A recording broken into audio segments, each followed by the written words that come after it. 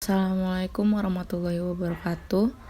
Perkenalkan, nama saya Evida Rahma, NPM 205705108.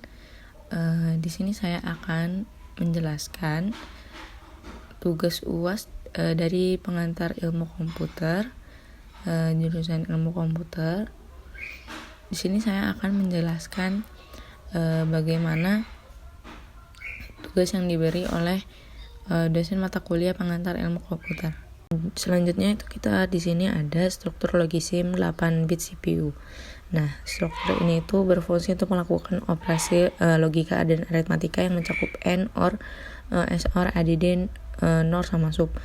Nah, dia ini juga dalamnya itu ada strukturnya, ada control unit, decoder, ada pengantar counter, ada register dan lain-lain. Nah, di sini juga saya akan menjelaskan fungsi dari semua struktur satu-satu. Yang pertama kita akan menjelaskan control unit CPU.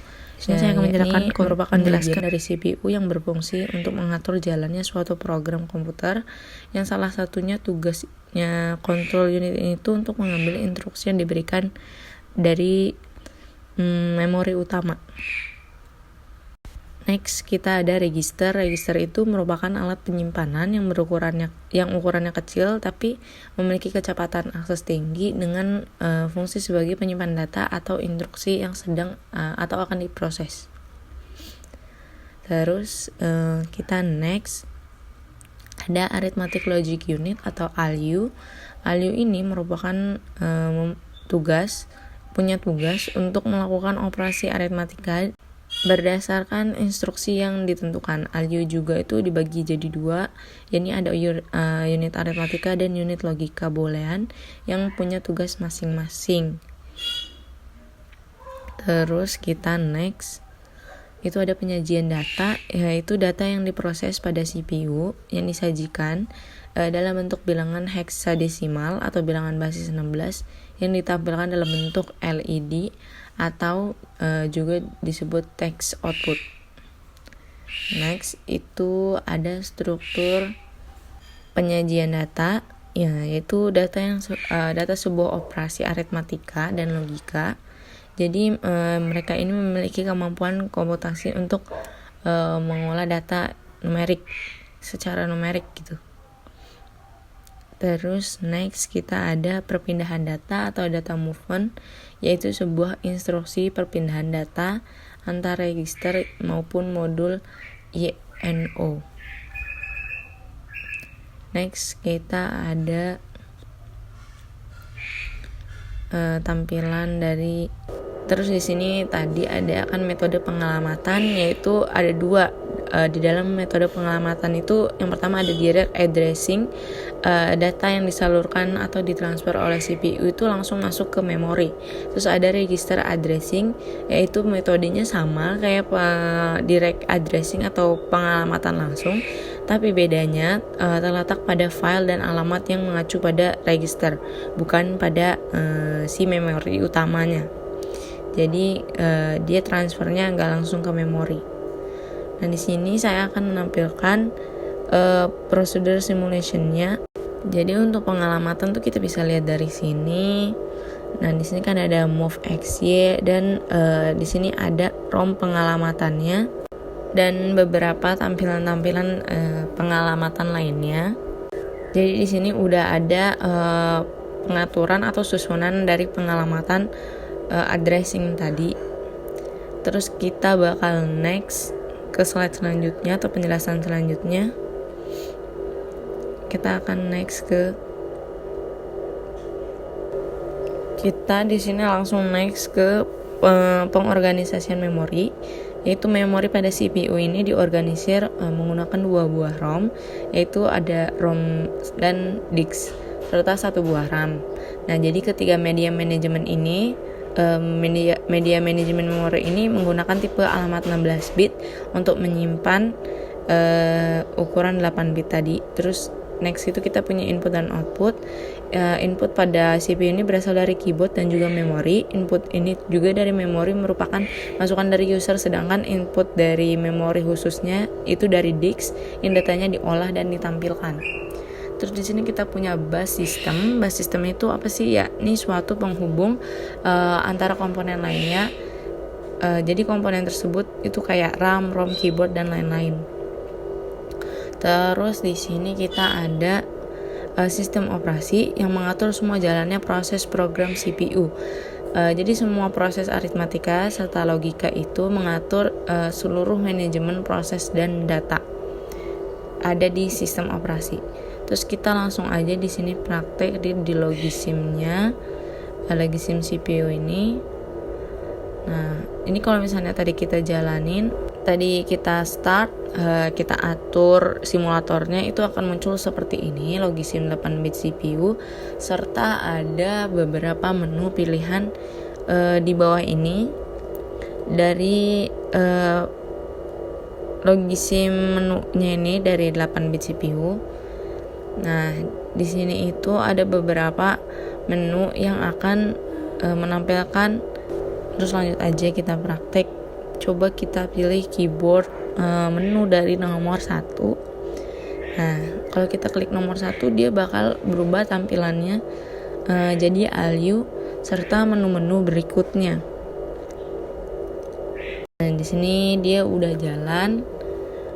Kita tunggu dan kita akan di sini tuh ada beberapa pilihan tuh yang kayak ada AND, OR, XOR dan lain-lain. Nah, terus di sini kita akan coba menu selanjutnya dengan pilihan dari menu-menu yang tersedia. Itu kita coba klik ini. Caranya itu tadi kita klik keyboardnya, terus kita ketik mau nomor berapa. Nah, di sini saya akan masukkan nomor 4 dan nomor 7. Dan kita enter untuk melihat hasilnya. Nah, di sini muncul tampilan dari penjelasan nomor 4 dan 7. Itu ada angka-angkanya, angka-angka dari result angka yang kita pilih tadi 4 dan 7 sudah tampil.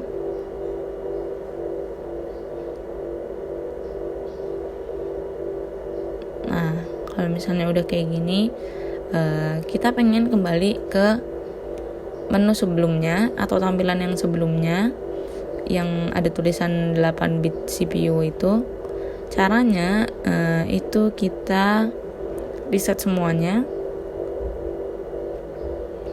kita hapus si menunya, kita pencet reset. Nah, dia akan kembali ke tampilan sebelumnya atau tampilan pertama kita run. Nah, jadi di sini udah ada tampilan lagi, tampilan sebelumnya yang ada ALU, ada yang lain.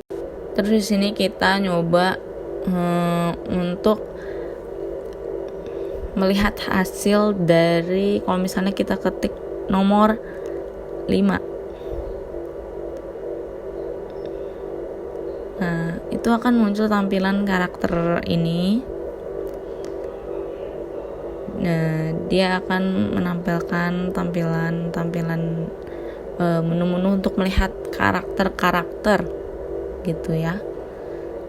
Nah, jadi kalau misalnya udah gimana sih mereka itu bisa jalan, kita coba lagi ganti dengan nomor lain, nomor 5. Itu akan beda lagi gambarnya gitu kan, karena kita milih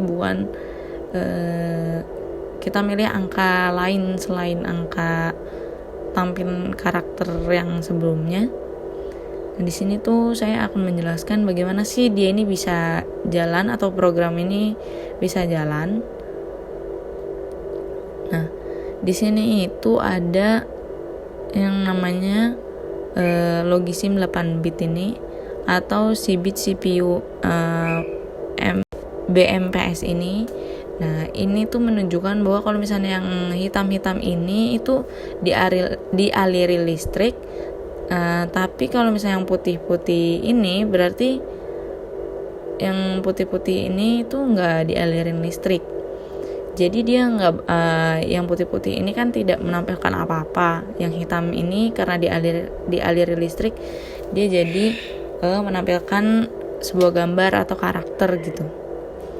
Nah, jadi gitu caranya gimana sih, dan kenapa dia bisa muncul karakter-karakter yang kita pilih dari kita running dari Logisim CPU ke ROM, dan ROM-nya ini akan menjalankan atau memutar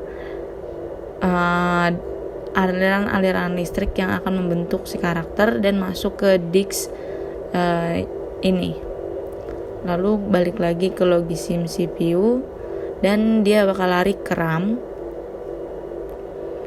Nah, dia akan lari ke LED CTRL ini, lalu dia akan menampilkan karakter yang kita pilih dengan menu yang tersedia gitu. Terus kita mau coba lagi, kita coba. Terus selanjutnya kita akan mencoba untuk merunning CPU atau melihat isi dari CPU tadi. Itu ada beberapa, ini banyak banget ya. Terus itu ada keyboard, ada bus, ada RAM CTRL, video CTRL, control unit, dan INO dan tampilan-tampilan lainnya. Ini banyak banget. Terus di sini ada ROM, tampilan ROM, beberapa rincian tampilan ROM. Nah, udah sih segitu aja, kayaknya cukup banget penjelasan dari saya. Bila ada salah kata, saya mohon maaf karena saya juga masih belajar. Saya tutup penjelasan ini. Terima kasih sudah menonton. Saya akhiri. Wassalamualaikum warahmatullahi wabarakatuh.